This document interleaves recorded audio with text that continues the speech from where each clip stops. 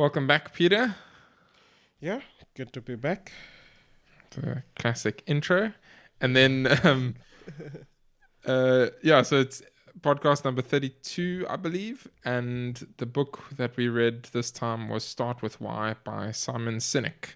So I think a lot of people will have come across that. I can't actually remember what the TED Talk's name is, but the Start With Why TED Talk, effectively, by Simon Sinek.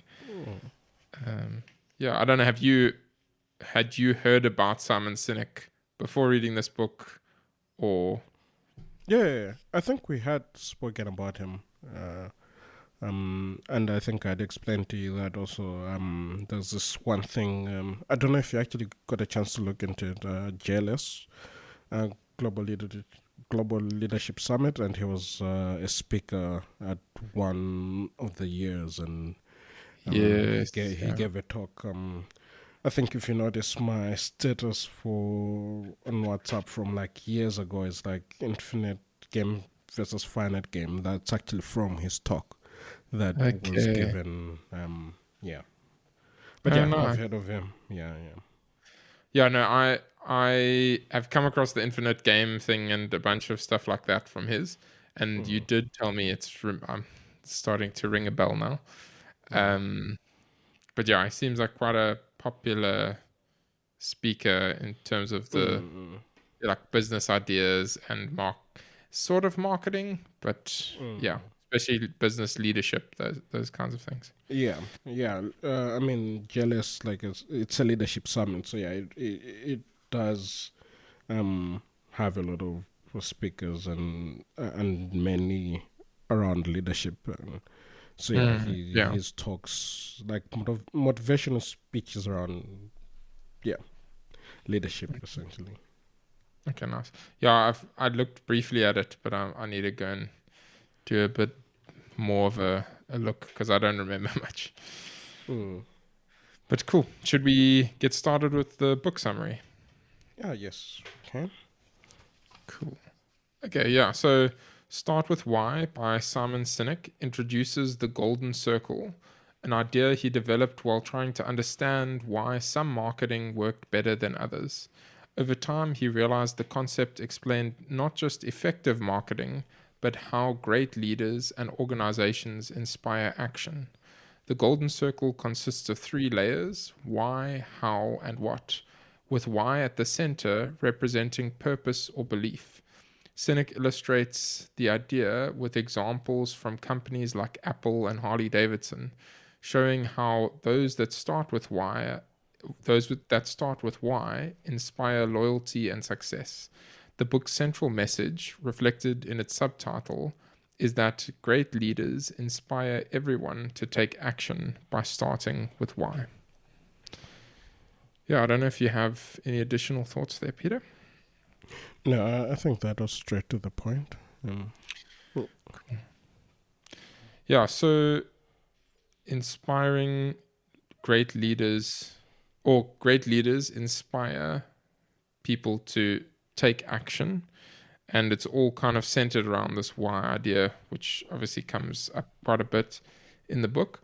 But just before we dig into the introduction part, there's a kind of little blurb that he puts right at the beginning of the book, and it says this: there are leaders and there are those who lead. Leaders hold a position of power or influence. Those who lead inspire us. Whether individuals or organizations, we follow those who lead not because we have to, but because we want to.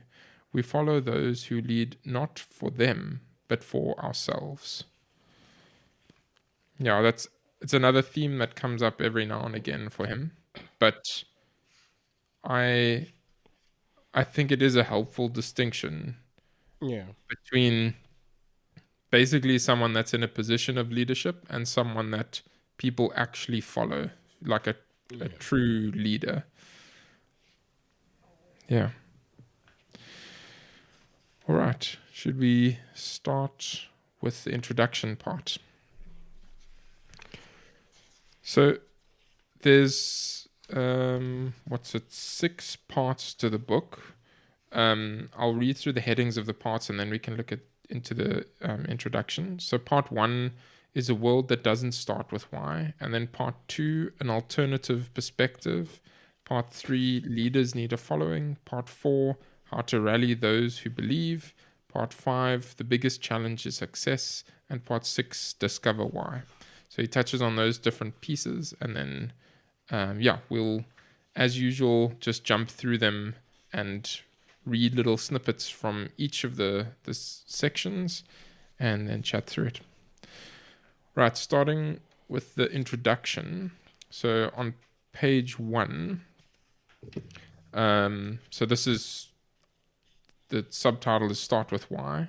And then he says, the stories that follow are those individuals and organizations that naturally embody this pattern, the ones that start with why. And then he gives an example on page 2.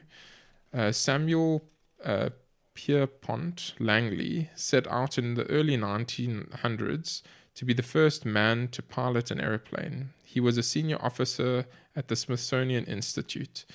A bit further down, Langley was given a $50,000 grant from the War Department to fund his project, a tremendous amount of money for the time. He pulled together the best minds of the day. And then a bit further down, he says, a few hundred miles away, Wilbur and Orville Wright, their passion to fly was so intense that it inspired the enthusiasm and commitment of a dedicated group in their hometown of Dayton, Ohio. Not a single person on the team had an advanced degree or college education, not even Wilbur or Orville. On December 17th, 1903, a small group witnessed a man take flight for the first time in history. How did the Wright brothers succeed where a better equipped and better funded and well-educated team could not?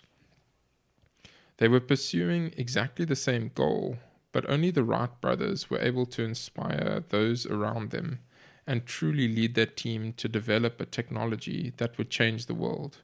Only the Wright brothers started with why. And then jumping to page 6. The ability to motivate people is not itself difficult. It's usually tied to some external factor. Tempting incentives or the threat of punishment will often elicit the behavior we desire. Great leaders, in contrast, are able to inspire to act. Great leaders, in contrast, are able to inspire people to act. Those who are able to inspire give people a sense of purpose or belonging that has little to do with any external incentive or benefit to be gained. Those who are able to inspire will create a following of people, supporters, voters, customers, workers, who act for the good of the whole, not because they have to, but because they want to. And then lastly on page 7, people who love going to work are more productive and more creative. They go home happier and have happier families. They treat their colleagues and clients and customers better. Inspired employees make for stronger companies and stronger economies. That's why I wrote this book. So yeah, you can sort of get a glance at the type of stuff that comes up in the book, where there's the story of Langley, who essentially, from Sinek's perspective, he did not focus on like the why. He didn't do things because of the why. He basically did things because of the outcome that he wanted. Basically, he wanted wealth and fame and to be the first person to have achieved flight. And even though he had all of the money and all of the smart people, he couldn't achieve what the Wright brothers could achieve because they understood their why. So I don't know if you have any thoughts or comments on that. Yeah, no, just a comment. And I think I shared it in a previous sitting that we had about how at Men's Fellowship, the minister shared about how some guy wanted a certain role, and it required like a rigorous interview process and everything. And the last question was, why do you really want to do this? you know, and Mm. someone expected, like this profound reason, only to find out that the reason why he was going through all that was that he wanted to be on the front page of the newspaper the next day if he got the Mm. job. you know so the reason I share is just it shows that there's always a driving force to why people do things, and this book is about that, and it kind of says that if people relate with why you're doing something, then they are also inspired to follow suit. Like, I mean, in terms of, Yeah. the following of leaders, it's if you inspire people, and that's if you better communicate your why, the reason you're doing something, that's what you gain traction. So, yeah, that's just a comment I wanted to. But, I mean, like I said, Mm. that theme kind of repeats throughout the whole book, so there'll be more of that we kind of Yeah. discuss. Yeah, I think from my side, the only other thing to add is just that, and I think if you were to sit down and speak with Simon Sinek, he would probably agree. I don't know for sure, but Mm. the book kind of overemphasizes the importance of the why. Why?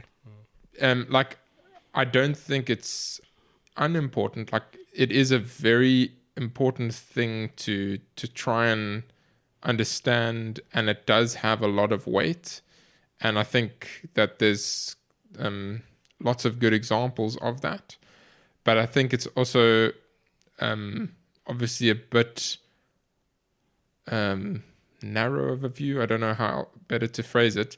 To be like, okay, if I have a company that's struggling and I just nail down my why and really like go for it, then all of my problems will be solved. And so the Wright brothers, they obviously, that I don't think he's wrong about the fact that the why was an important thing. Like, they just really cared about like building the aircraft and trying out, and they were just very invested in that. But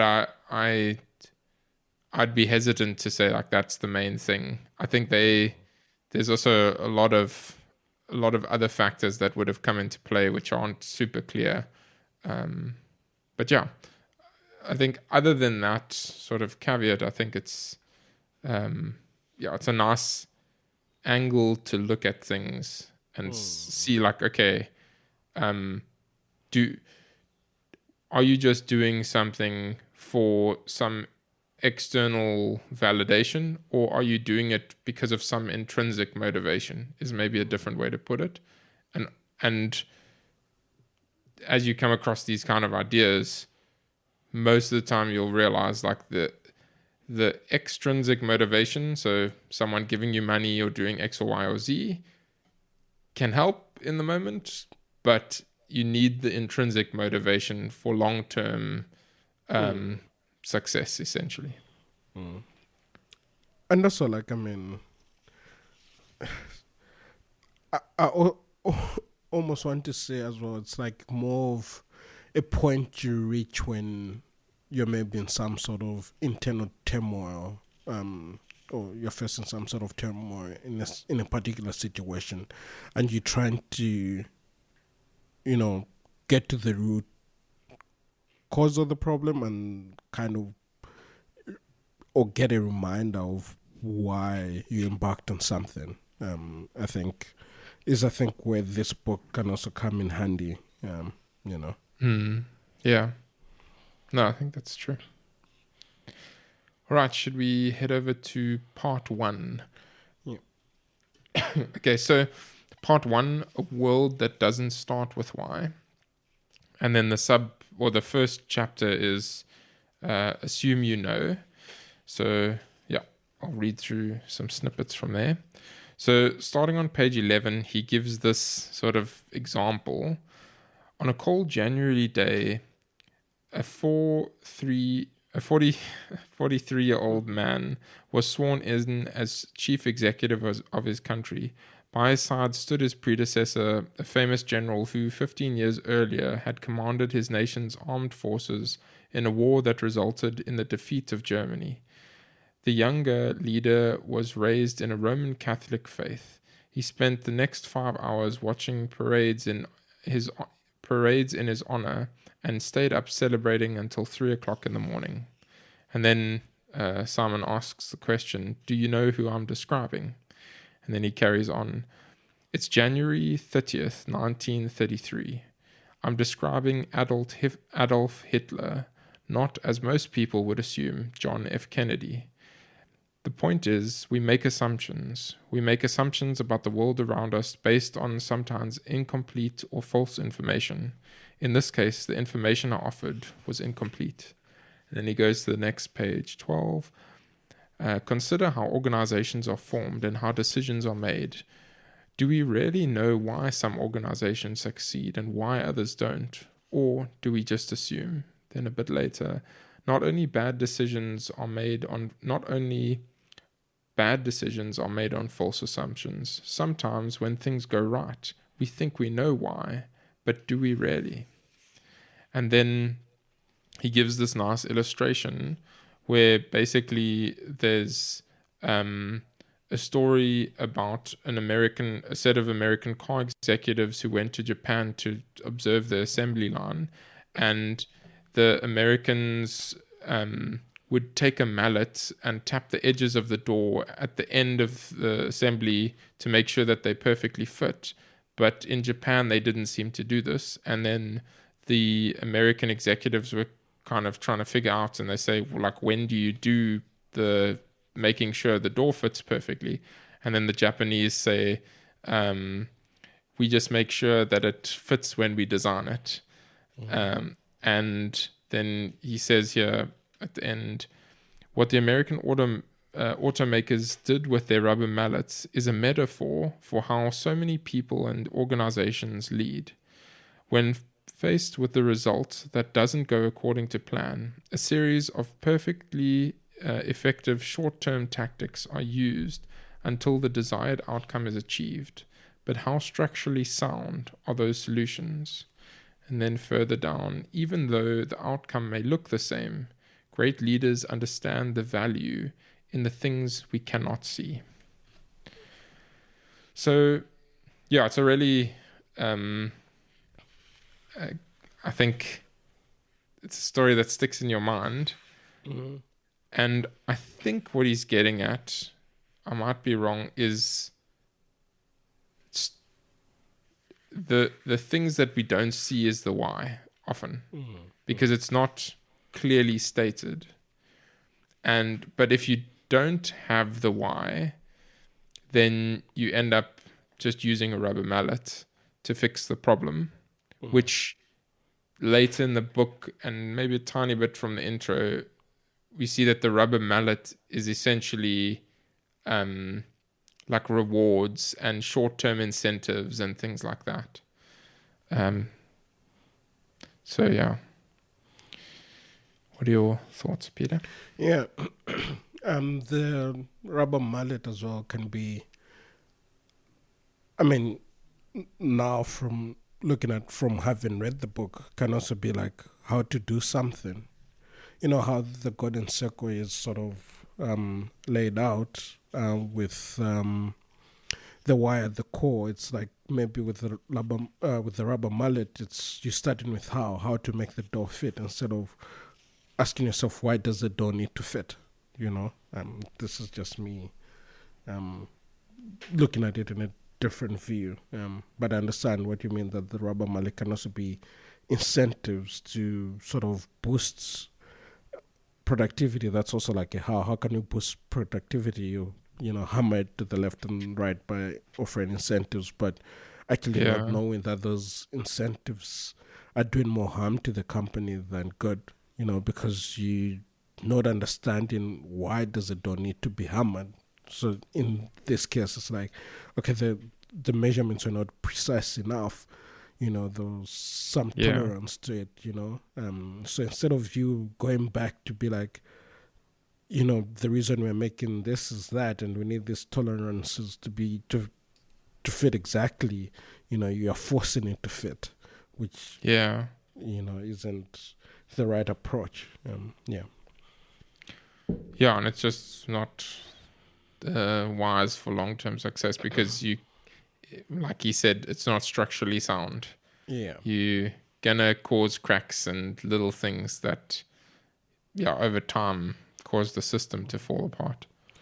Also, like, you're adding more time to the assembly line, because you never know how long it will take one door to hammer in as opposed to the other.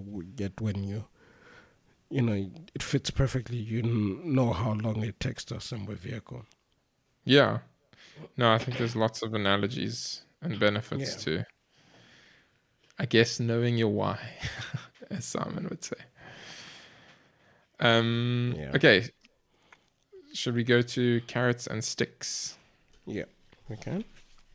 Cool. So then this is kind of getting into a little bit of the chapter might give it away, but carrots and sticks, those incentives and stuff like that. So he touches on that a bit here.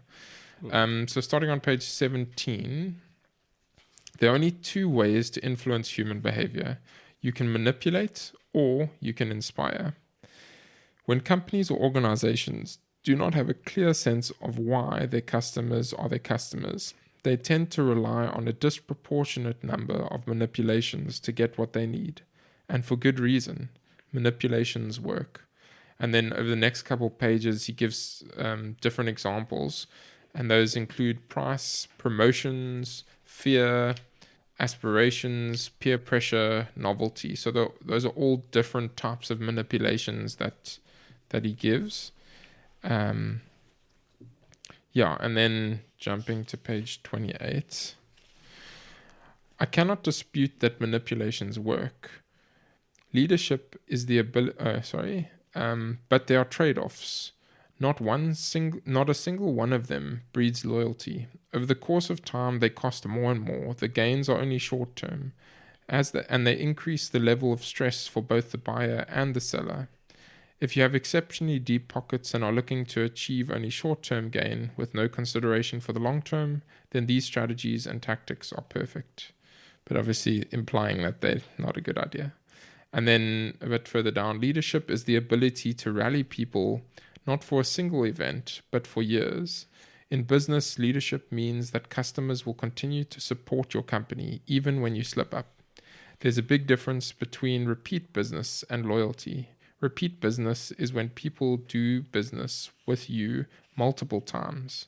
Loyalty is when people are willing to turn down a better product or a better price to continue doing business with you.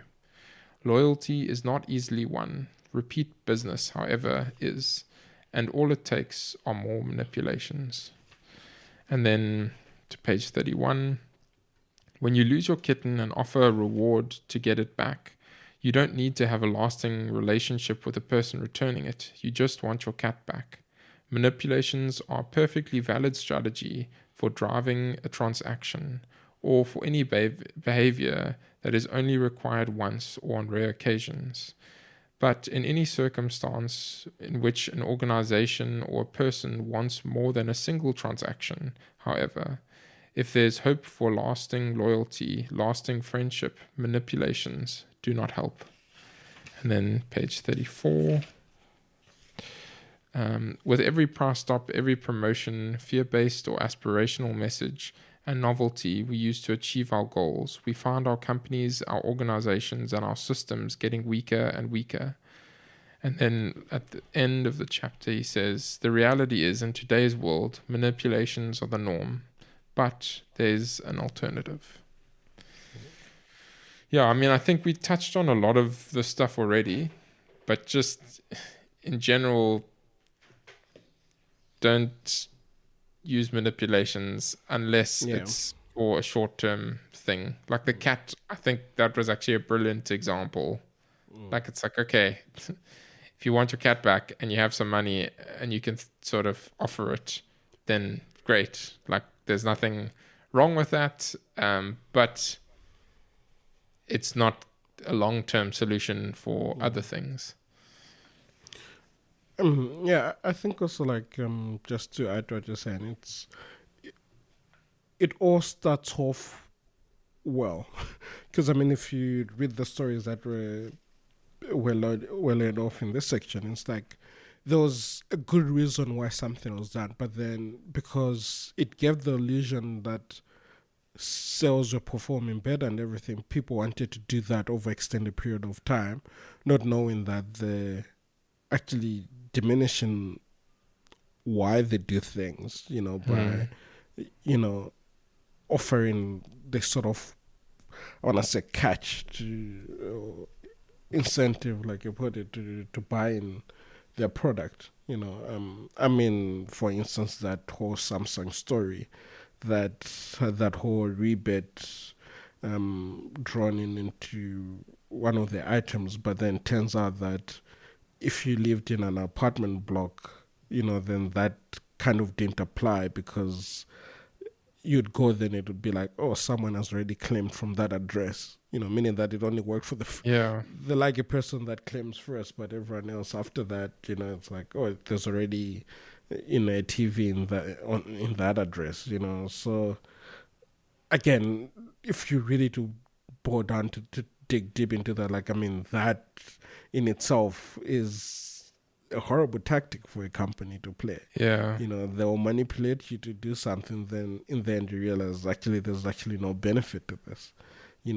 But at the same time, it also laid out how that can work on the flip side for the company. Like, I mean, I think it was GM Motors, where they also offered money back for, I've forgotten what it was exactly, but when they did an analysis in the end, they were actually losing money than making money. So if it's not well thought out, buying new vehicles or something like that. Yeah. Yes. So if it's not well thought out, it looks good. Like if you're focusing on the wrong thing, because for them they thought driving up sales was better than, it looks, I mean, I'm sure to everyone, if sales are up, it looks good, but people forget, like, at what cost? What have you done to get up those sales, and what are the implications in the long run, Yeah, the price game is a dangerous one. But yeah. All right, should we go to part 2? An alternative perspective. So that's in contrast to like the manipulations and all of that. And this is one of the core ideas of the golden circle. So if you've watched the TED Talk, I'm pretty sure, I mean, I watched it very, very long ago, but I'm pretty sure the circle is this thing that he draws and he talks through it and stuff, or he shows on the projector, one of the two. But yeah.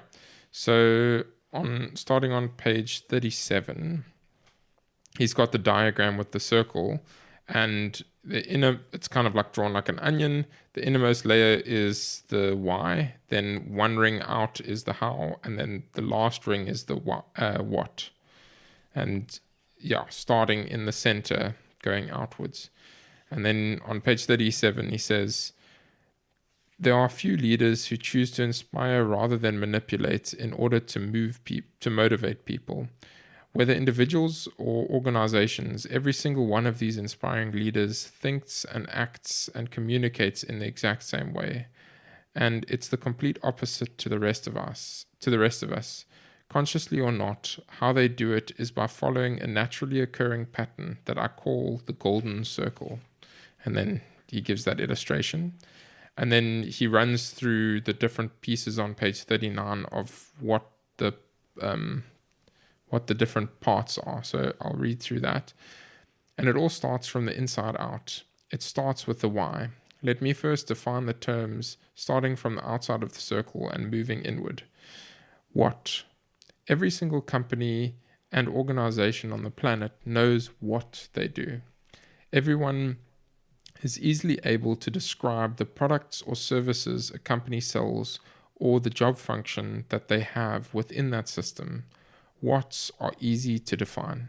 And then he goes to how. How? Some companies and people know how they do what they do. Hows are often given to explain how something is different or better. Many think that these are the differentiating or motivating factors in a decision. It would be false to assume that that is all that is required. There's one small missing detail, and then he gives the why.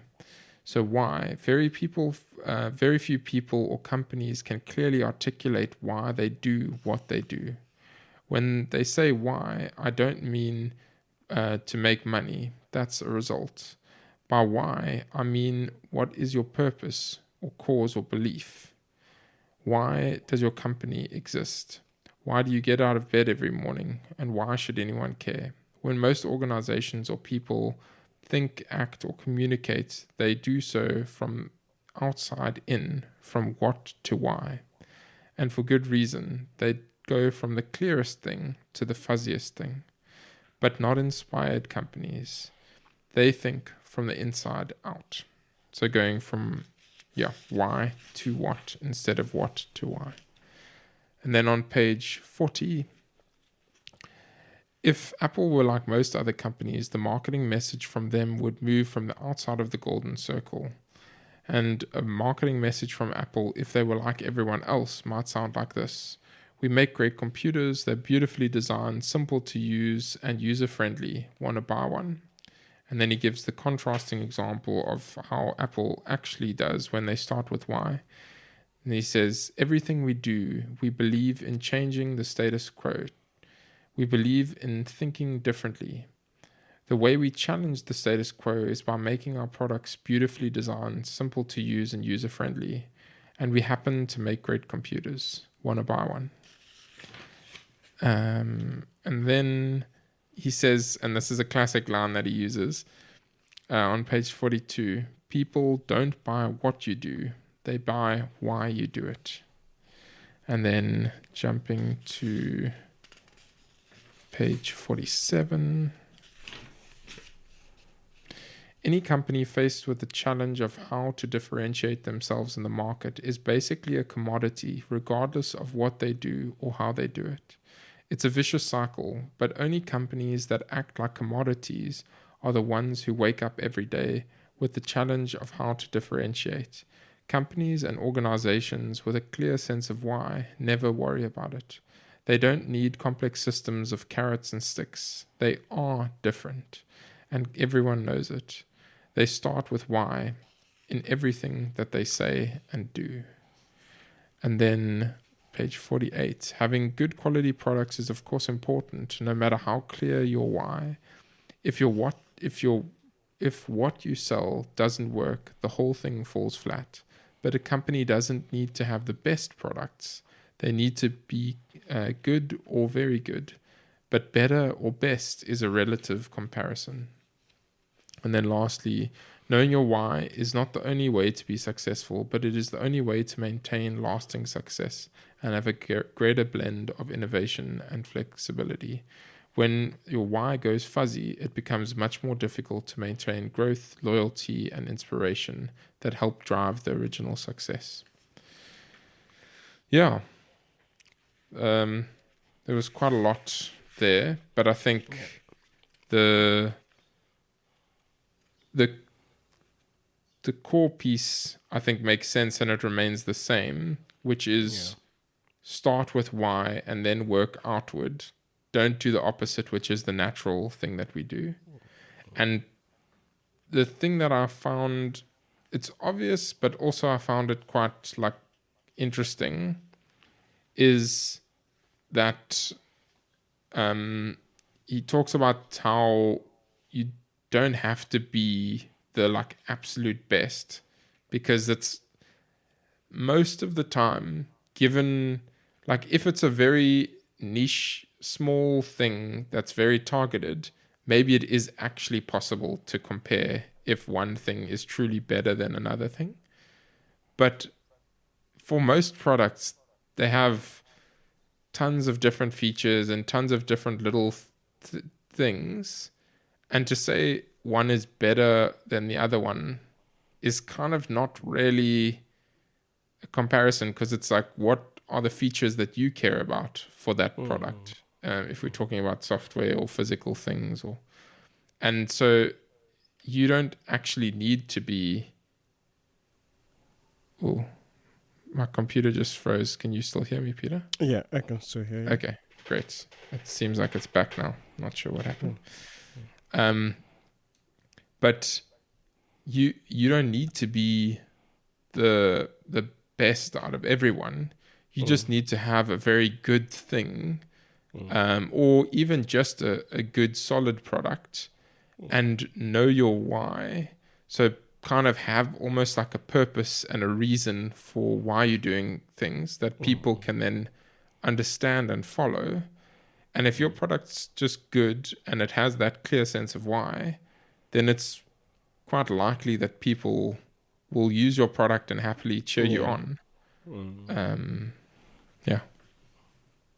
Yeah, no, I mean, probably doesn't. I mean, it's an example that he uses a lot, and I mean, not making this, it's not a paid thing, but I think you and I, and with others, have had that conversation on, like, I know, like the classic example of like an iPhone and a Samsung. Probably not so true now, but a few years ago, it was like Samsung is very innovative and everything, and you have an iPhone which has barely half of what Samsung had to offer, but they just were really good at doing what they had.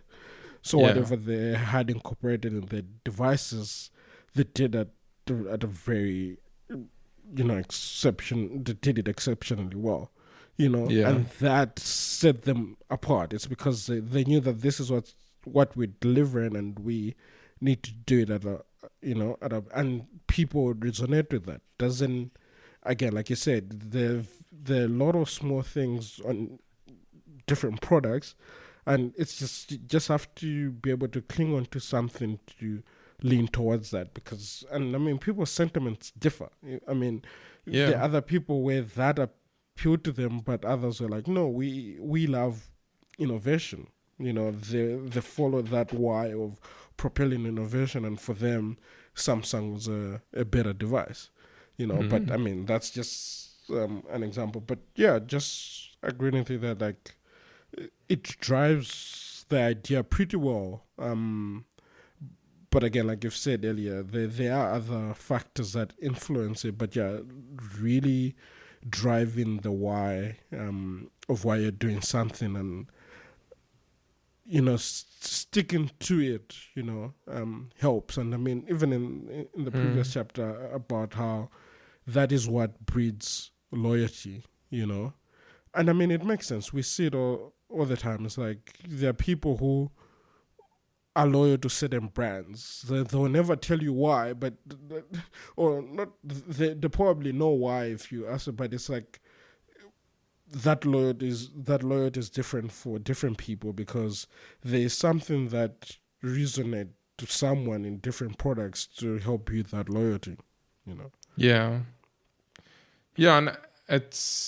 and sometimes the person doesn't even really need to know the why. Yeah. It's just like a sense of, like, I mean, we were speaking about the book earlier of like possibly the next book that we'll read is Rework, and just I was saying how I enjoy DHH, the guy who created Ruby on Rails, and just the way that he thinks and speaks in that. And so I'm excited to read that book, because I, even though I don't necessarily like follow all of his different things, like I don't program in Ruby and stuff like that, I really enjoy his takes on things, and I really enjoy the way that he thinks through problems and stuff like that. And I guess in a sense I resonate with his underlying why he does things, but I can't articulate why he does what he does. I'm just like, I enjoy the way that he thinks about things and he does things. And even him, I doubt he would be able to explain his why, but there is some underlying way that he approaches the world that is consistent throughout a bunch of stuff that he's done.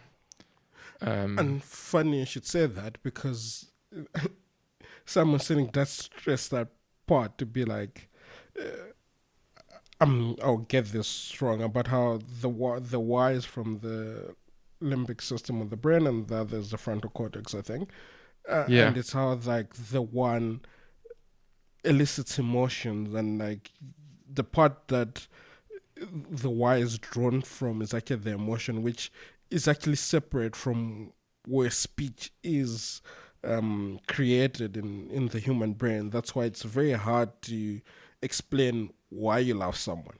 So like it's the reason it's very hard to get to the point of actually putting into words why you do something. It's always a thing. As much as you can put that feeling across and then help it to inspire how you do it and what it is that you do. Is essentially how you write the why. So the why in most cases maybe might not even be something that's written down, because it comes from a place where you can't really put in words. Yeah, and I don't know if I fully understand if Simon is saying like we should have a very clear why that because it seems like he goes that route. Yeah. And I think it makes sense, but I think to me it seems like someone can have an underlying why that they don't really know about and they haven't really deeply thought about and still do very well. And maybe it's just that that's a lucky person who's stumbled upon their why and they don't realize how to verbalize it. Or maybe we do need to verbalize it, but But also an interesting thing is, and I can touch on it briefly in the next chapter because that's the whole biology side of things. Yeah. But I am not sure that his whole brain idea understanding is accurate. Let's touch on it briefly. Let's scan through. I was saying it as he wrote it. Whether I agree with it or not. Let's run through that chapter, and then I'll caveat some things. Okay, so the next chapter is 4. This is not opinion. This is biology, and maybe it is opinion. So. Page 54. When a company clearly communicates their why, what they believe, we believe what they believe, then we will sometimes go to extraordinary lengths to include those products or brands in our lives. This is not because they are better, but because they become markers or symbols of the values and beliefs we hold dear. Then on page 55. The principles of the Golden Circle are much more than a communications hierarchy. Its principles are deeply grounded in the evolution of human behavior. The power of why is not opinion, it's biology. If you look at the cross-section of the human brain from the top down, you see that the levels of the Golden Circle correspond precisely with the 3 major levels of the brain. And then he has the normal diagram that he has with the why in the center, and then a second ring with the how, and then a third ring with the what.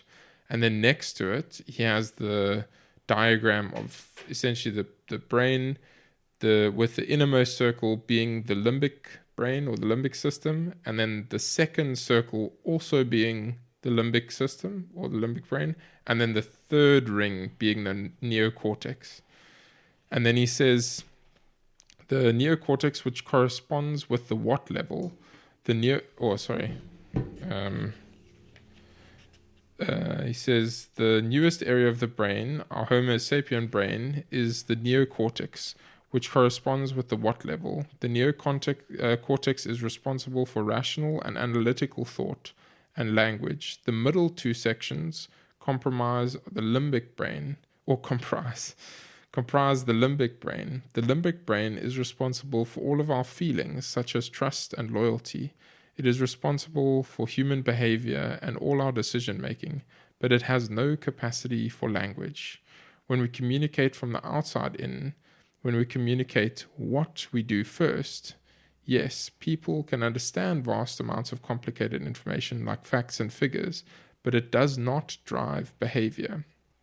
But when we communicate from the inside out, we're talking directly to the part of the brain that controls decision making, and our language part of the brain allows us to rationalize those decisions. So I think let's maybe take a quick pause there and chat through some of it, and then I'll scan through the rest of the section. But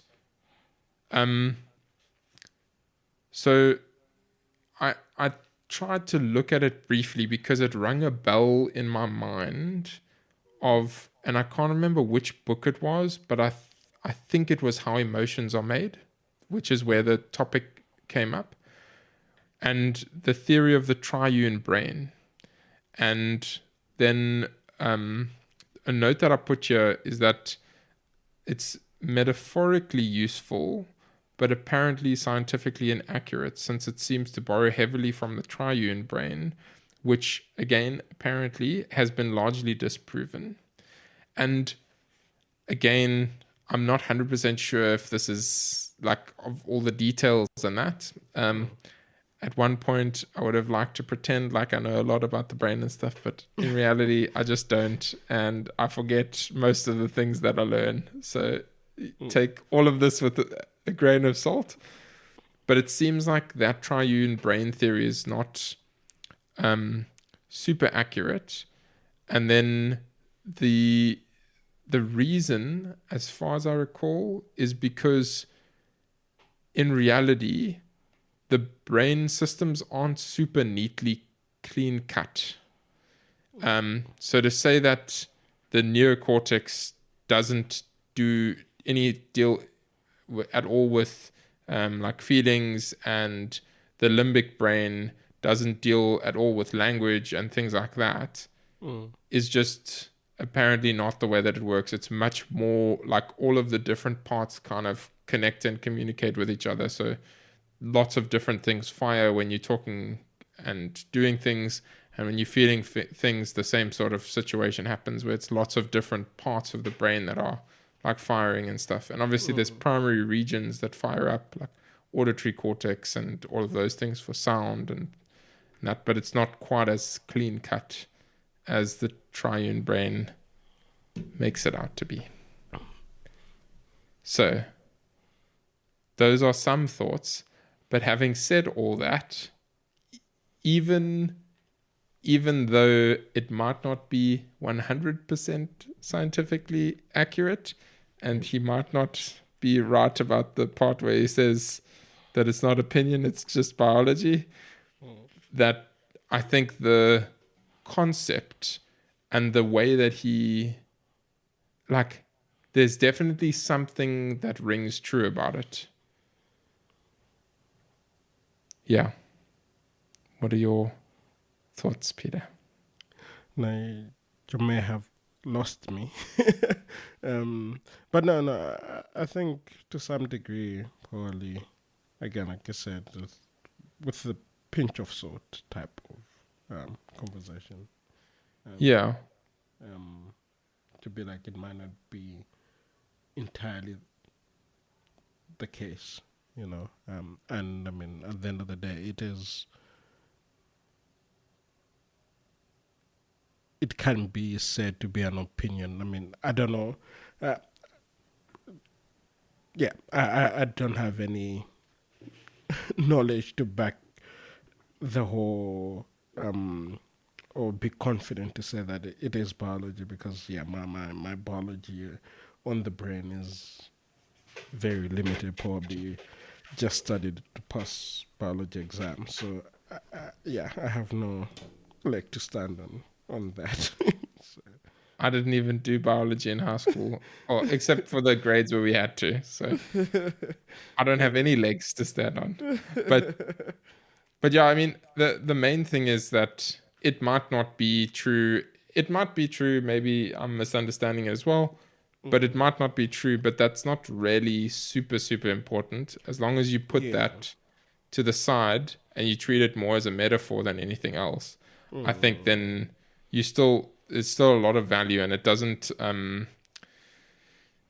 even though there might not be like an evolutionary explanation for it in as straightforward a way as he put it here, there's still, at least to me, there's still something that rings true about the way that he's explained things.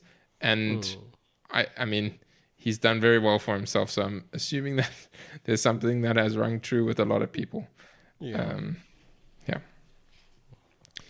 Okay, so then just carrying on, so to 61. Says, and the sort of subtitle for this part, it's still within the same section, but the subtitle is, what you can, it's what you can't see that matters. Sorry, it's what you can't see that matters. And then he says the makers of laundry detergents asked consumers what they wanted from the laundry detergents, and customers said they want whiter whites and brighter brights. And then a bit further down, he says no one asked customers why they wanted their clothes clean. This little nugget wasn't revealed until many years later, when a group of anthropologists hired by one of the packaged good companies revealed that all of those additives weren't in fact driving behavior. They observed that when people took their washing out of the dryer, no one held it up to the light to see how white it was compared to newer items, or to see how bright it was. The first thing people did when they pulled their laundry out of the dryer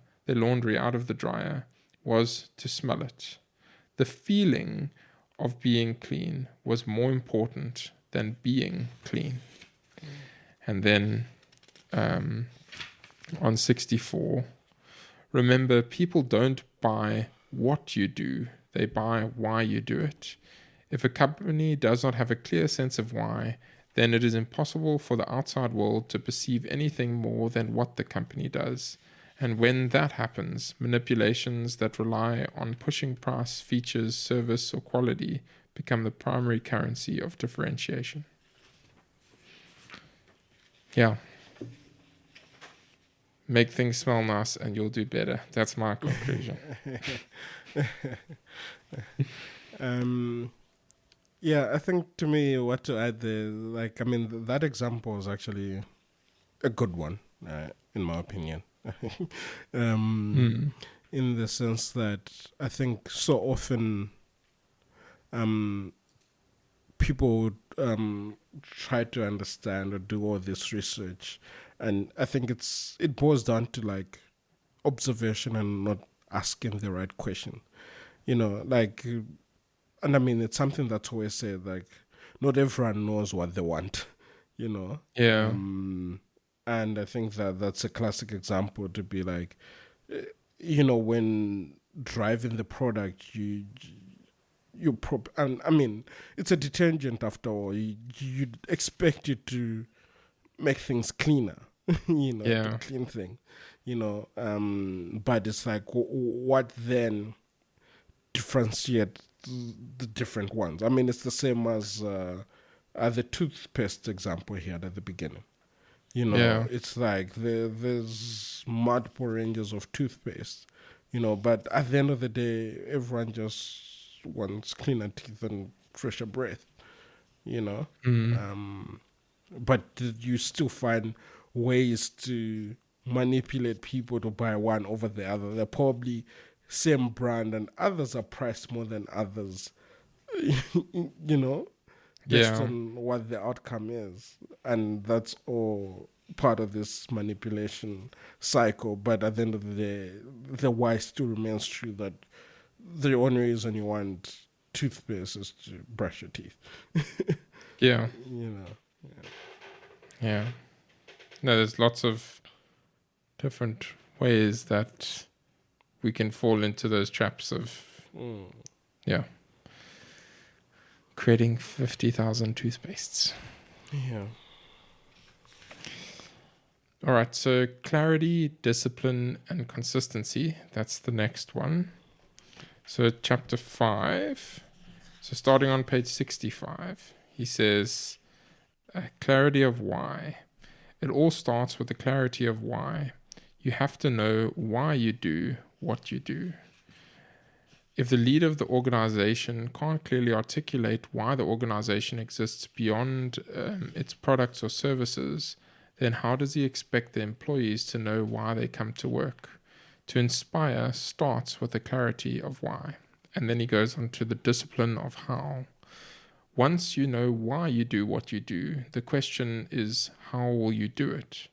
How are your values or principles that guide how you bring your cause to life? How's are your values or principles that guide how you bring your cause to life? Ironically, the most important question with the most elusive answer, why do you do what you do, is actually quite simple and efficient to discover. And he says, I'll share that in later chapters, which I think he refers to the celery test. But we can chat through that. And then it's discipline to never veer from your cause, to hold yourself accountable to how you do things. That's the hardest part. Discipline is always the hardest part. And then carries on page 67. For values to be guiding principles, for values or guiding principles to be truly effective, they have to be verbs. It's not integrity, it's always do the right thing. It's not innovation, it's look at the problem from a different angle. Articulating our values as verbs gives us a clear idea. We have a clear idea of how to act in any situation. And then consistency of what? Everything you say and everything you do has to prove what you believe. A why is just a belief. That's all it is. Hows are the actions you take to realize that belief, and what are the results that come from those actions. Everything you say or do, your product, services, marketing, PR, culture, and whom you hire. So those are the different pieces. And then there's a few other things in this chapter which are interesting, but I think we can skip over just one last part that I want to touch on, which is on page 72, which is the example of Southwest. So it's the airline company, and he says here on page 72, everything Southwest says and does is authentic. In April 2003, Delta, so it's a low-cost airline that, actually no, let me start from 71, 71. Southwest wasn't interested in competing against everyone else for 15% of the traveling population. Southwest cared about the other 85%. Back then, if you asked Southwest whom their competition was, they would have told you, we're competing against the car and the bus. But what they meant was, we are the champion for the common man. That's why they started their airline. And then it goes on talking about how they do a bunch of different things to, like, that go along with that why of the low-cost airline. And then later he talks about the competition and how the competition basically tried to replicate Southwest's success, not by replicating why they were doing it, but just by replicating the how and the what they were doing. So the low-cost airlines, effectively. And then it's he says here, in April 2003, Delta launched their own low-cost alternative, Song. And less than a year later, United launched TED. In both cases, they copied how Southwest did it. They made TED and Song cheap, fun, and simple. Then on the next page, United abandoned its entry into the low-cost airline business just 4 years after it began, and Delta Song also took its last flight only 4 years after it launched. It's a false assumption that differentiation happens in how and what you do. Simply offering a high-quality product with more features or better service or better prices does not create a difference. Doing so guarantees no success. Differentiation happens in why and how you do it. Southwest isn't the best airline in the world, nor are they the cheapest. What they do is not always significantly better, but why they do it is crystal clear, and everything that they do proves it. There are many ways to motivate people to do things, but loyalty comes from the ability to inspire. Yeah. I don't know if you have any other things you want to add there, Peter, but... Yeah, I think that I just found that story fascinating, the Southwest Island story. And I think what's even more interesting is how like other companies try to, join the rest, and they all didn't make it in the end, Yeah. And again, he's trying to drive a point, but I mean, it's one that you can actually see in action. So, there is some truth to why propelling, why you do something, really, really matters and really works. I mean, the way other stories in that, I think in this chapter even before about how like, for instance, how Dell also tried to, I think was it jump on like music player devices to MP3s rival, MP3s to rival with the iPod, and again, like it's like, they said, oh, we are selling, I think it was like a 1 gigabyte MP3 player, and Apple's in return was like, we have an iPod that holds 1,000 songs. The underlying message is the same, but the delivery is different. It's like, why would you want a 1 gig MP3 player? It's because it holds 1,000 songs. It's like, okay, Dell went with the, what are we doing? And Apple was like, we are doing it because of this, the why. Yeah. So yeah, the way those stories were interesting, and yeah, it's kind of, it was interesting kind of seeing them in practice and kind of cementing the idea of why the why is important and should be the core. Yeah. The general idea of why I think like there's a lot of value in it, even though it's not a silver bullet. It definitely does seem to help, like you say in that Southwest example and the Dell example, just copying the how and that just doesn't end up in the same result. And I mean, I think you can argue it's also related to the how, because I'm sure that how the employees and that acted was different. Like they were maybe a lot more stressed and strained because the focus was on saving money and things like that.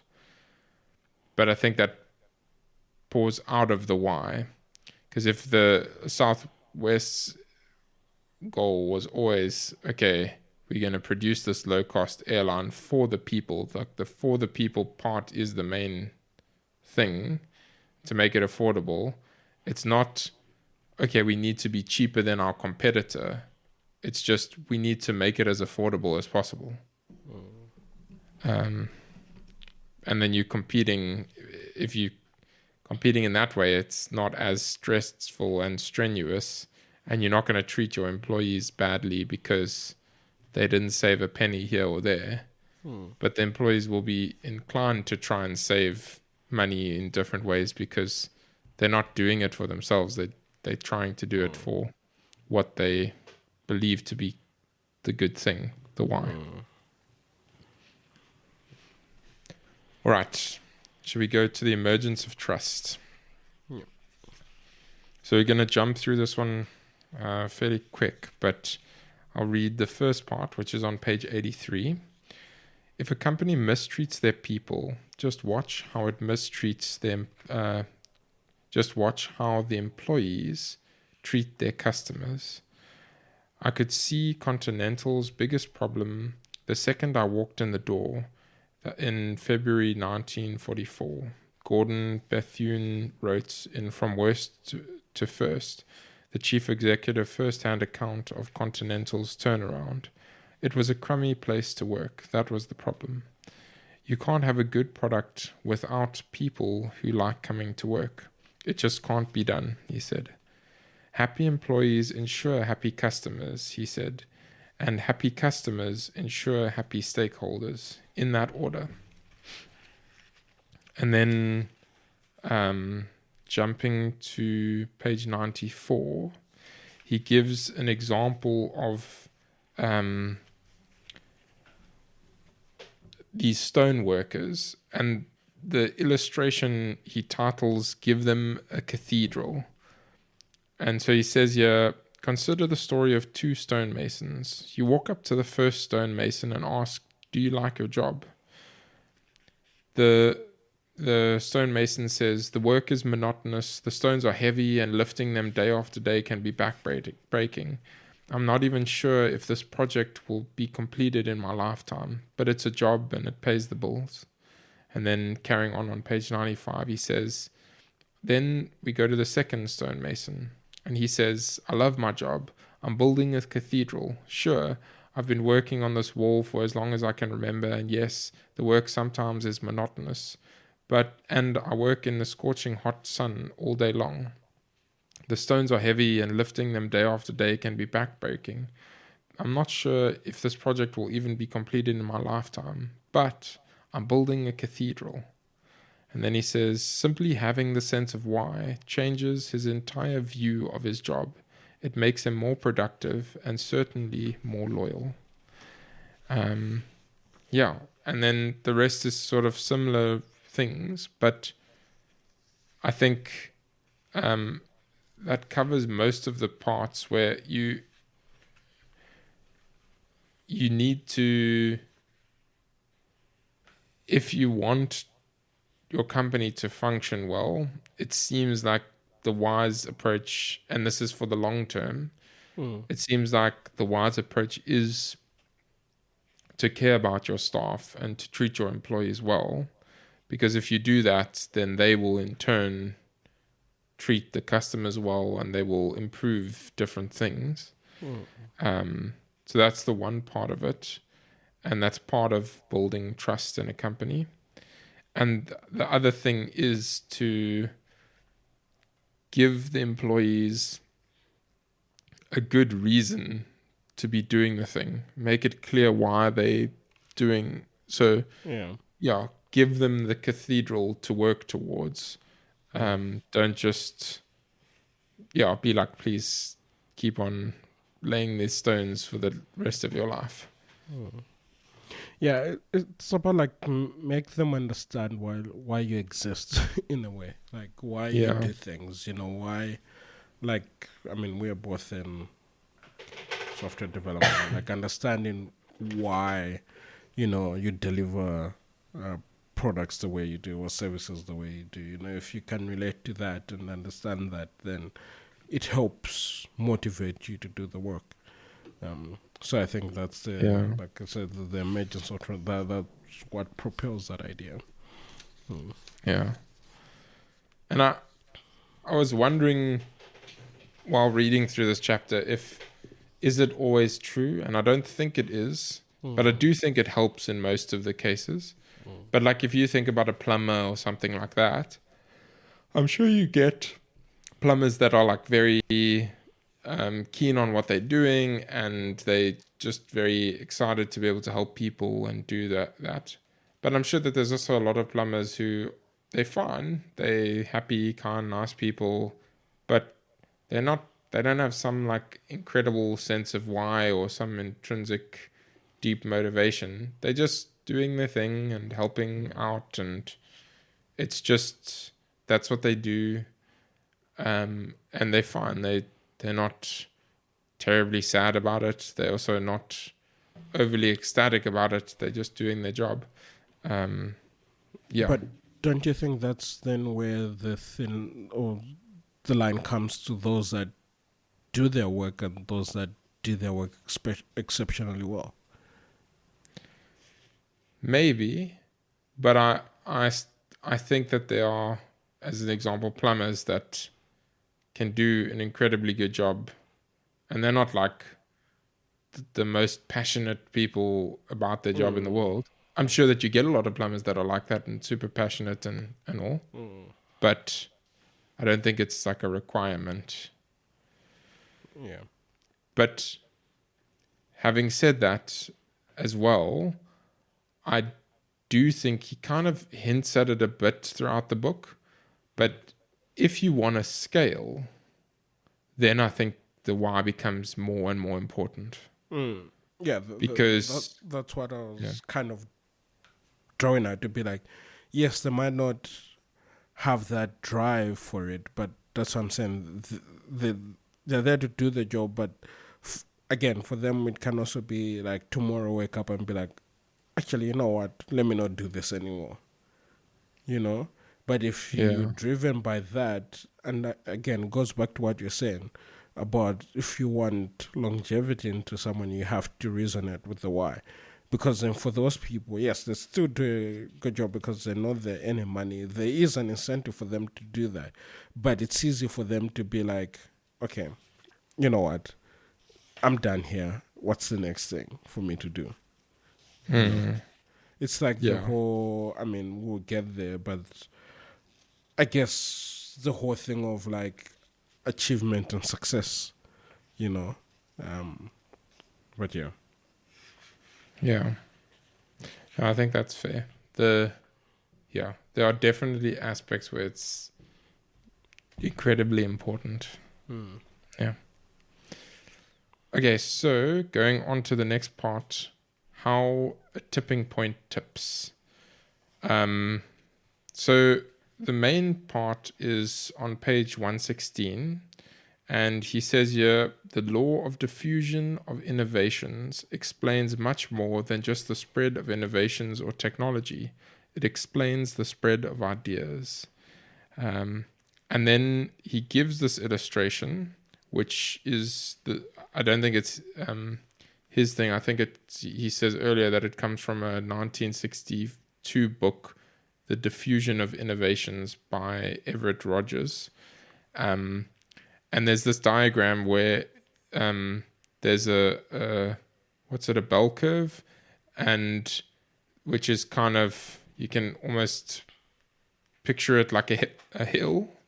So there's this diagram that's a hill, or a graph that's a hill, and at the early part is innovators, and then there's and that's a small percentage, 2.5%.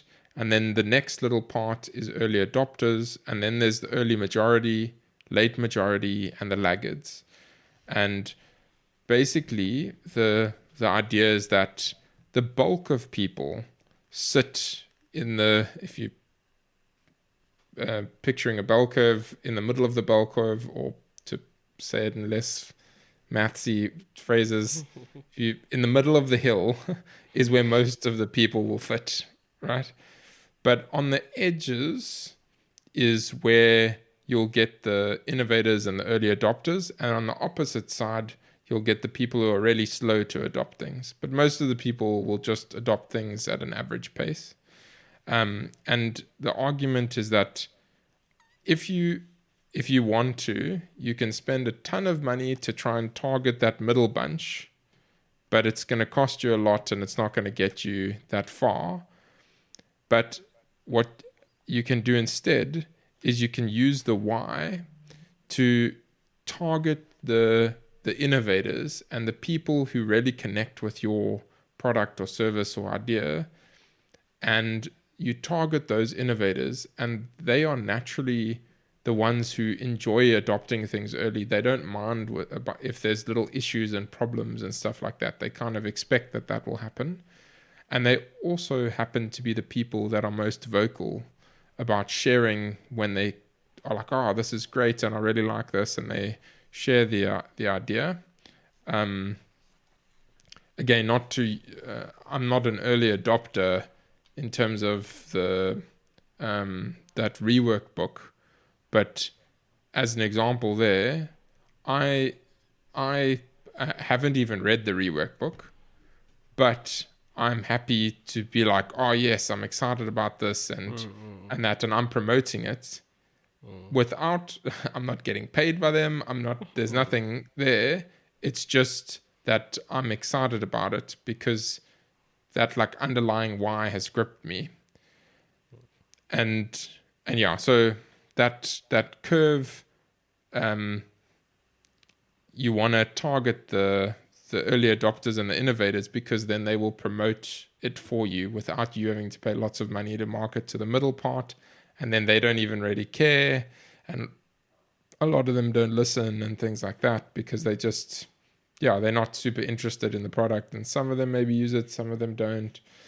Whereas if you target the early innovators and you find the right people that connect with your why, they can then go and spread your message or service or whatever it is. And then if that happens, then eventually there's the tipping point where it starts to get that mass adoption and things. Yeah. I don't know if there's anything else you want to add to that chapter or any thoughts there, Peter? No, you were straight to the point. But yeah, I think some of the examples just that I wanted to highlight, I mean, it's just the same as, when you said the whole, there are those people that when the new iPhone was being unveiled, I mean, there are a lot of iPhone examples or Apple examples in this book, but yeah, when the new iPhone was being, was going on sale, people waited overnight, for the stores to open for them to get the first one, but they could have as easily waited 2 weeks and just gone into the store and got it at the same time. So like you said, that there are those who, reason like you, like I'm sure, like, I mean, you might not say you're an early adopter, but it's more of, if there was another book that was written by him, I'm sure you wouldn't hesitate to buy a copy, so I think that's kind of, it might not seem the case now because you're still in that point of discovery, but after that, like, I'm sure there are those things that you always stay tuned to. I mean, once upon a time when I used to follow tech, I mean, I used to sit and watch events, and I mean, same as that, like, I didn't have to watch them live. I could have easily, which I do now, just watch a recap the next morning, which is condensed, and still get the same information out of it, so yeah, I think, again, you did mention it is bound to change. It's not like fixed, but I think wherever you are and wherever you change to, you always resonate with that why, and that kind of changes your behavior towards it or towards something.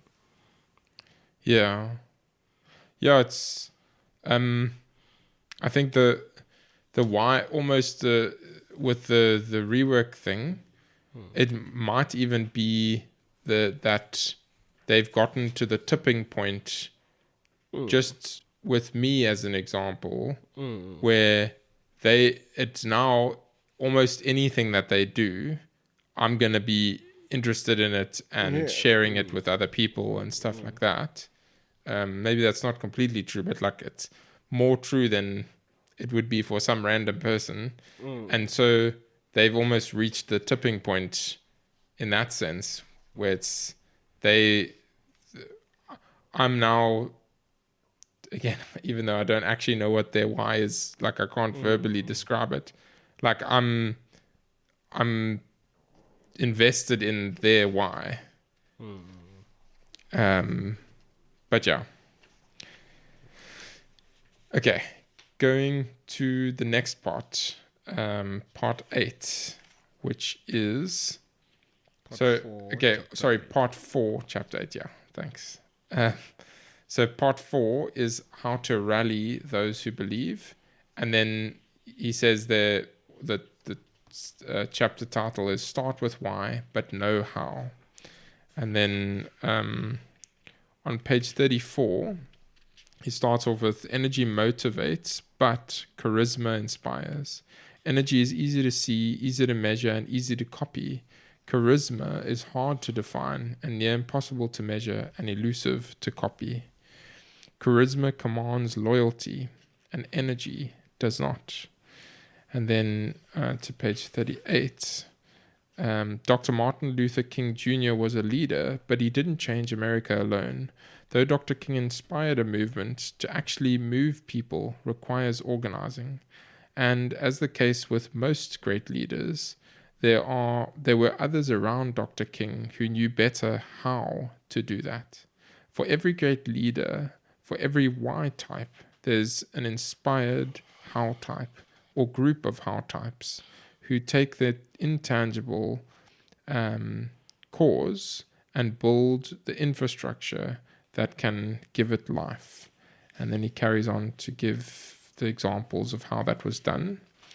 Then jumping to 41, without someone inspired by their vision and the knowledge to make it a reality, most Y types end up starving visionaries, people with all the answers but never accomplishing much themselves. And then jumping to 143, it's not an accident that these unions of why and how so often come from families or old friendships. A shared upbringing and a life experience increases the probability of a shared set of values and beliefs. And then he gives a whole bunch of examples. Walt Disney and Roy Disney were brothers. Bill Gates and Paul Allen went to high school together.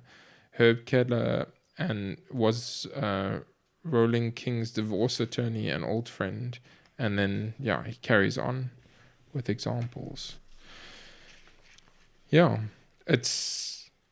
think it's helpful to sort of realize and recognize that just having the why, if you don't have the how and the what, the why doesn't really get anywhere. It's just an idea. I'm intrigued to know what you think, Peter. If you think it needs to be separate people, or if it can be the same person. Do you want from experience or just a thought? Just a thought. You can take a guess. I feel like from experience, the same. It doesn't work if it's the same people. But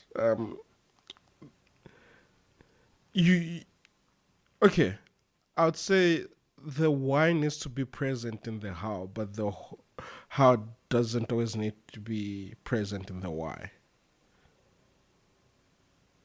The why needs to be present. Okay. Yeah, that was a bit confusing. It's too deep, Peter. It's too deep. We're recording this late in the afternoon to evening. So I'm not. No, so I understand that they have to be separate, right? But I think the people driving the how need to sort of have a buy-in into the why, but not really dictate it or define the why. Yeah. So, that's kind of why. So, like, the people execute on the how types can move from one thing to the next, but then without the why type, then the thing falls apart. Yeah. Even if like people came in and were able to run a successful business, the moment the person driving the why is sort of removed from the picture, the person from the how can step in, but might not live up to the initial why type person. Yeah. I think there's an element of truth to that. Sorry, were you gonna say something else? No. I was pretty much done, yeah. Yeah, I don't know if it's completely true, Yeah. but the sense that I get, and this is a guess, completely guess, Yeah. but the sense that I get is that, and I pick it up a little bit from reading this book and also like my own intuition, is that when it's a smaller thing, like it's a startup company, or when it's like someone doing work on their own, or just a small business, then I think the why and the how person can be the same person, because it's and I think often they are the same person, but then as the company gets bigger, the why person needs to, or naturally almost ends up like focusing and honing in on the why, because they just can't do everything. And Yeah. yeah, Yeah. Go on. but there are counter examples. Like, I mean, Elon Musk is an obvious one, where it's like he seems very much in the weeds, and he's also the why person. Like, want to go to Mars, that's the why, for example, or whatever the different things is. He's got lots of whys, it seems, but he's able to rally people behind him, which is why a lot of the time he's able to do such incredible things, because he's very good at getting a bunch of really smart people to follow him on some Also, journey. I was about to say that one's a little. Don't you think he? Correct me if I'm wrong, but and I mean from things that I've read, or don't you think he has a good sense of picking up people that have a well-defined why?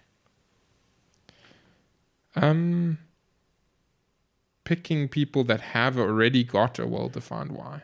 I'm not sure. I would say that he is mostly the driver of the why. And he's able to gather really smart people that will go and execute on his vision or idea. But I wouldn't say that he gets people that have a strong why. I'm sure that a lot of the people do have strong whys individually and things like that, but on like the company scale, he's normally the one that will come. So like, for example, Tesla, I don't think he started Tesla, but he was the one who kind of pushed it to be the company that it is now, as far as I understand. And the same with SpaceX, but I think he did start SpaceX, and I think he was the sort of forcing function to get it to where it is now. So yeah, but I'm not sure. But yeah, I mean, we can have a lot of discussions and thoughts, but my 2 cents is that at smaller scales, it seems like the why and the how can be connected, and then at larger scales, it seems less and less the case.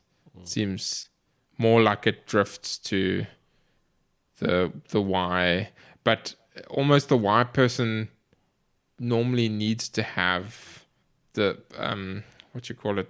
They almost need to have proven themselves in some other way. Like if they just come and be a why person, then people will be like, dude, go away, please. We're trying to do work here.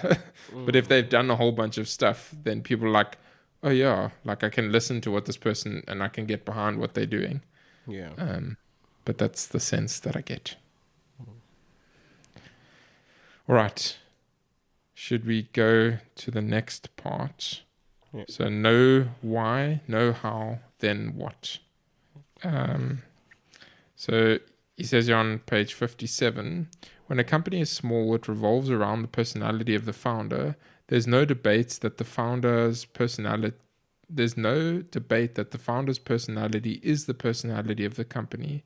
Why then do we think that things change just because a company is successful? What's the difference between Steve Jobs the man and Apple the company? Nothing. What's the difference between Sir Richard Branson's personality and Virgin's personality? Nothing. The company grows, and the CEO's job is to personify the why. Yeah, I guess. And then he goes on about a few other things, but the conclusion in the chapter is, absent of the proper language to share our deep emotions, our purpose, cause, or belief, we end up telling stories. We use symbols. We create tangible things for those who believe what we believe, to point and say, that's the thing that is why I'm inspired. If done properly, what's marketing, branding, or that's what marketing, branding, and products become. A way for organizations to communicate to the outside world, to communicate clearly, and then you shall be understood. My reading skills are starting to fade. It's late. Yeah. So what do you... Yeah, I mean, I think this is also maybe part... I forgot that this was here. But on page 157, they're talking about how the company... as the company grows, the CEO's job is to personify the why. I think that sort of touches a little bit on what I said earlier. But yeah, what are your thoughts on that part or that chapter? Yeah, I think it was short and straight to the point. So yeah, I have nothing more to add. Cool. Okay, then 10. So starting on 165, he says, the reason I use Apple... Oh, sorry. The chapter is communication is not about speaking, it's about listening. And then he says on page 165, the reason I use Apple so extensively throughout this book is that Apple is so disciplined in how they do things and consistent in what they do, that love them or hate them, we all have a sense of why, and we know what they believe. Most of us didn't read books about them. We don't personally know Steve Jobs. We haven't spent time roaming the halls of Apple headquarters to get to know their cultures. The clarity we have for what Apple believes comes from one place and only one place, Apple. And then he talks about the celery test. So on page 166, he says it's not just what or how you do things that matters. What matters more is that what and how you do things is consistent with your why. And then the example of the celery test. Fortunately, there's a simple test that you can apply to find out exactly what and how is right for you. It's a simple metaphor called the celery test. Imagine you go to a dinner party and someone comes up to you and says, you know what you need in your organization? M&Ms. If you're using M&Ms in your business, if you aren't using M&Ms in your business, you're leaving money on the table. Then someone else comes up and says, you know what you need? Rice milk. And then they give an example of why they need rice milk. And then another person comes and gives sage advice. You need Oreo cookies. And then another person comes and says you need celery. And then now we've got all these different things.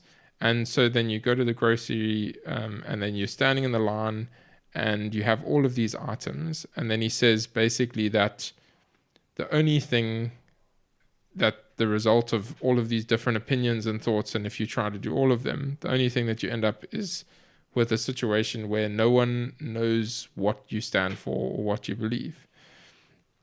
And then he contrasts that and he says, but what if you knew your why before you went to the supermarket? What if your why was to only do things that are healthy, to always do things that are good for your body? You'll get all the same good advice from different people.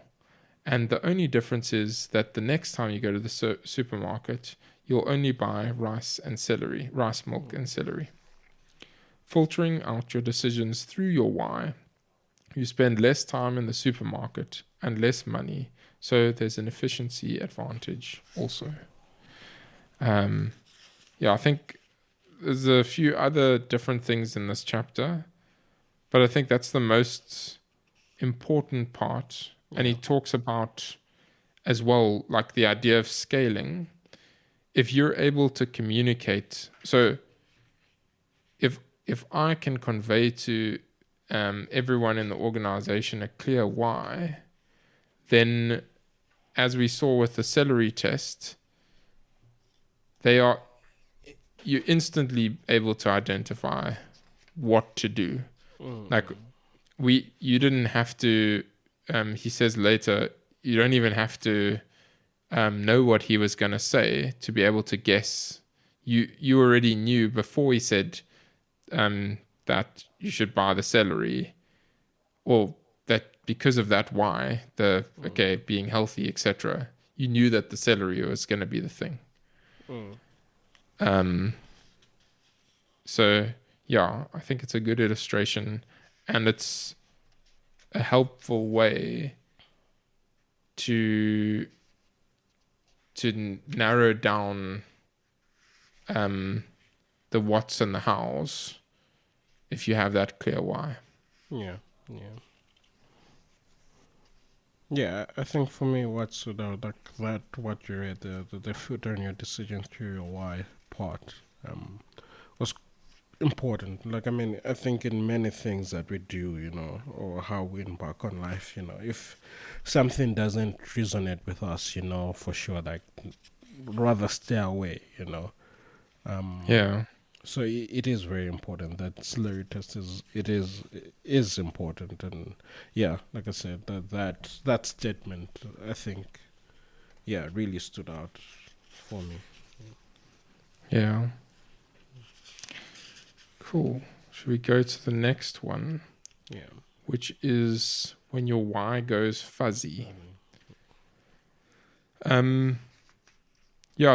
So I'll just read the first part, which is page 177. For Sam Walton, which is the founder of Walmart, there was something else, a deeper purpose, a cause, a belief that drove him. More than anything else, Walton believed in people. He believed that if he looked after people, people would look after him. To Walton, the inspiration came not simply from the customer service, but from service itself. Walmart was what Walton built to serve his fellow human beings, to serve the community, to serve the employees, and to serve customers. Service was his higher cause. After he died, in the post-Sam era, Walmart slowly started to confuse why it existed, which is to serve people, with how it existed, or with how it did business, which is offering lower prices. And then the rest of the chapters is sort of along similar lines, but it's basically just that idea of when the why starts to end up drifting towards the hows. And then he also gives this example of these I can't remember what they called, but it's like elite businessmen. I think they're called the Titans or something like that. So I'll check now. Every year, a high-performing group of engineers get together at MIT outside of Boston. They call themselves the Titans.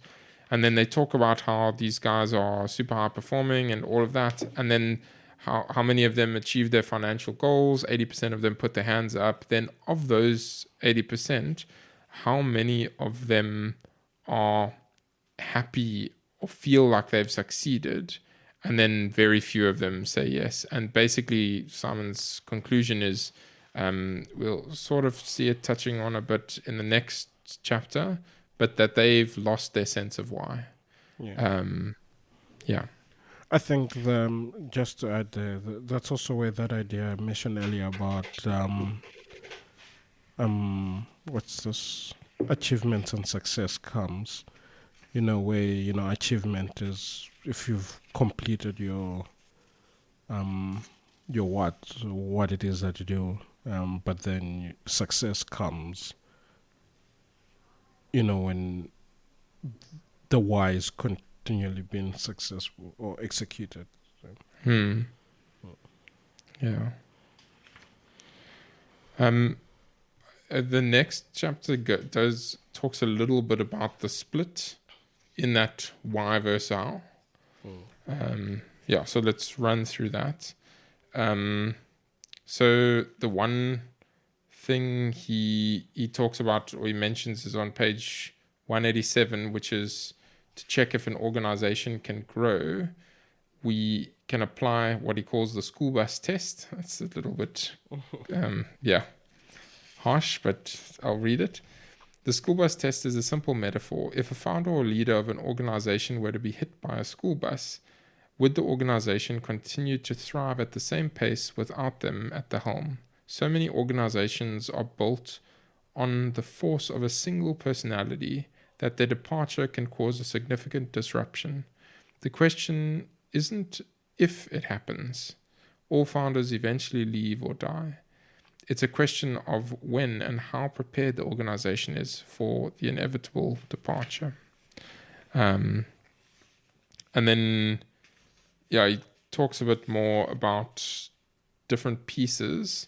And then one of the things that he brings up in this chapter, I think it's this one, is just how those titans, that group of entrepreneurs that have done really well and stuff, how they start to shift their focus from doing extremely well, they have their why, and that helps them to do well. And then over time, as they achieve success, their focus starts to shift from the why to the how and the what. And now it starts to become all about, like, let's say, numbers and money and profitability and X and Y and Z, because it is actually really important when you're scaling a company. This is stuff that Sinek is saying. It's really important that you have the right structures in place and the right things in place to support that why. But many founders in that can get sucked into that and completely lose their why. And that's when that split happens. And if you're not careful to catch it early, that split can go so far to basically ruin the company. But if you do catch it early, you can still sort of pull it back into place, and not let the how and what you're doing deviate too far from the why. Yeah. Don't know if you have some thoughts there, Peter. Yeah, I think it also, I think I was just going through it, the whole, I think it also mentions how if people didn't sort of set up a good succession plan, that's also one way in which that becomes prevalent, because if they then decide to leave and people do not really get the why but focus on the what, then pretty much I want to say dream, but the dream of the company goes with them.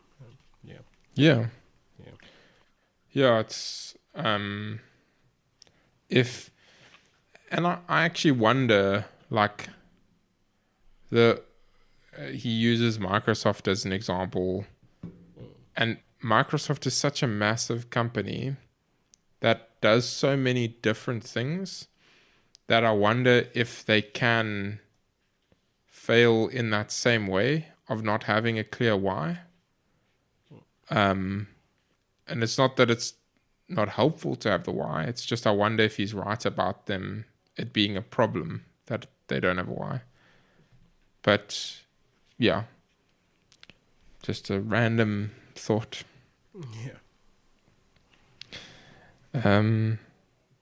Okay, so going to discovering why. The origins of why, starting on page 214.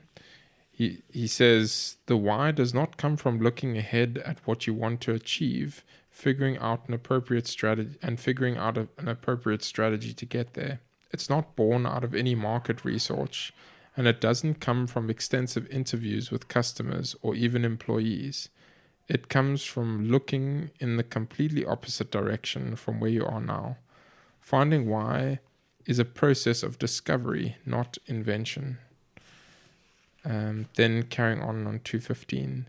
Learning the why of a company or an organization, or understanding the why of any social movement, starts with one thing: you. And then he goes on to give the example of his business, and he says, I started my business in 2002, and my goal was to start my own business, and it was the American dream, and I was living it. My whole life feeling self-worth, or my whole feeling of self-worth came from the fact that I did it. I took a huge plunge, and it felt amazing. And then 216, he says, on the fourth year, the novelty of being an entrepreneur had worn off. We were never a runaway success. We made a living, but not much more. The truth is, we beat the odds of complete failure because of my energy, not because of my business acumen. But I didn't have the energy to sustain that strategy for the rest of my life. I was aware enough to know that we needed better systems and processes if the business was to sustain itself. But I was incredibly demoralized. Intellectually, I could tell what we needed to do. I just couldn't do it. By September 2005, I'd gotten as close as I'd ever been to, if I wasn't already, completely depressed. And then jumping to page 219, he says, the problem was I had forgotten why. I had gone through what I now know as a split. I needed to rediscover my why. And then he carries on. When I look back at my upbringing, I discovered a remarkable theme. Whether among friends or at school or professionally, I was always the eternal optimist. I was the one who inspired everyone to believe what they could do whenever they wanted, that they could do whatever they wanted. This pattern is my why, to inspire. And then lastly, I'm the same person. I know the same things as I did before. The only difference...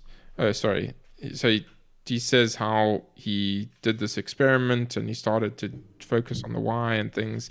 And then he says prior to starting with the why, he had been invited to give one public speech in his whole life. And now he had been to 30, now he gets between 30 and 40 invitations a year. And he basically carries on with a bunch of other things. It's like these outcomes that come from focusing on his why. And he says, I'm the same person. I know the same things I did before. The only difference is that now I start with why. Yeah, and then I don't know if I should jump to the last chapter as well, or if you want to comment on that one, Peter. Yeah, no, so that one was also straightforward, but it was kind of, and I think it relates to the point that I made earlier, to be like, I think the why is more important when, in that point of like self-discovery, or, you're trying to reassess what it is going wrong. I think mainly that came from here, to be like, he what was able to dig him out of his slump was when he rediscovered why he does the things he does, essentially.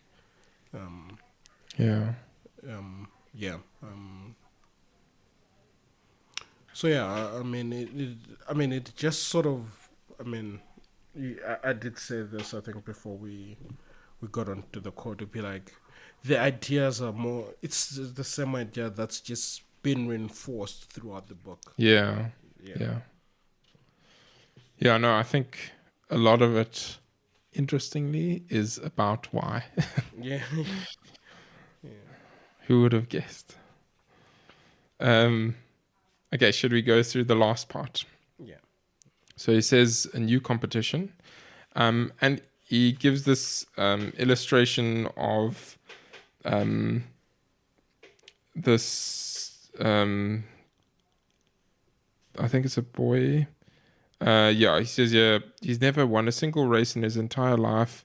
In the entire time he's been on the Hyana High School cross country team. Ben, you see, has cerebral palsy. Cerebral palsy is a condition often causes complications at birth. Cerebral palsy, a condition often caused by complications at birth, affects someone's movement and balance. And then he goes on to talk about how, like Ben competed in this race, and then he falls, and he keeps on trying, and then he stumbles, and he falls again, and then eventually everyone else is finished, and he's still going for another, I can't remember, 20, 40 minutes or something like that. But the amazing thing is that a whole bunch of people come back to run with him. And it's inspiring to see that his sort of perseverance and that gets all of these other people rallied up and sort of running with him to complete the race. And so that then he reflects on that, and he says essentially, like, why is that? And he kind of concludes, well, it's because Ben, I think the guy's name, Ben, the guy with cerebral palsy, isn't competing against the other runners. He's competing against himself, and he's competing to better his own time or to just complete the race and sort of show that he can do that. And that's what we should look at doing, and we should try and emulate in our own lives and in business. And so sort of with that in mind, on page 224, he says, now think about how we do business. We're always competing against someone. We're always trying to be better than someone else. Better quality, more features, better service. We're always comparing ourselves to others. No one wants to help us. What if we showed up to work every day simply to be better than ourselves? What if the goal was to do better work this week than we did the week before, to make this month better than last month, for no other reason than because we want to leave the organization in a better state than we found it?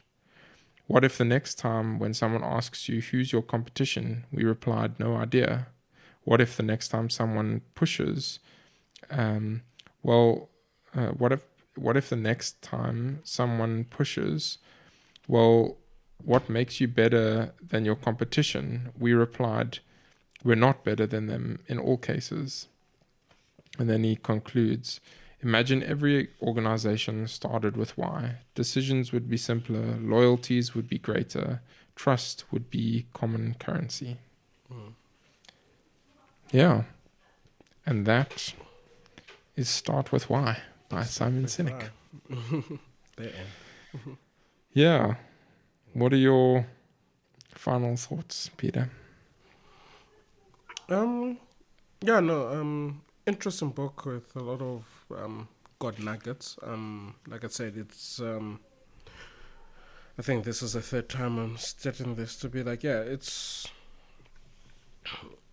mainly around why, and it's just the different points that reinforce that. And I think the other thing is the more what stood out, and ends with it, is like more like less manipulation, more inspiration. Inspiring is far more effective than manipulation. And I think we all sort of know that. I think manipulation always has a negative connotation to it. But yeah. Yeah, I think it's a good reminder. The manipulation thing is easy to forget. Yeah. And we often think, whatever, make the price a little bit lower to compete or this or that. And those tactics, they make sense in certain instances and that, but it's a dangerous game to play because they are short-term strategies. And if you're wanting to go for the long-term strategy and you're wanting to create things and produce value in a way that's lasting, then you shouldn't use those manipulations, but you should rather try and get people to rally behind the thing that you're creating, as Simon Sinek says, one of the ways that you can do that, one of the important things is to go from the inside of that golden circle, starting with why, and work your way out, and always try and focus back on that why. And as we've said, I don't think it's the silver bullet. I don't think it's if you start with why, then all of your problems in your company will be solved. But I do think it's helpful, and I do think it is an inspiring thing. Like if you ever worked with someone who's really passionate about what they do, like it gets you going, and you get motivated to be like, okay, I want to contribute to this thing. So I think it's a valuable thought. Yeah. Cool. Well then, I think that is a wrap. Yeah. Thanks, Peter. Thanks, James. Until the next one, maybe rework. Yeah, maybe. Cool. Cheers. Cheers.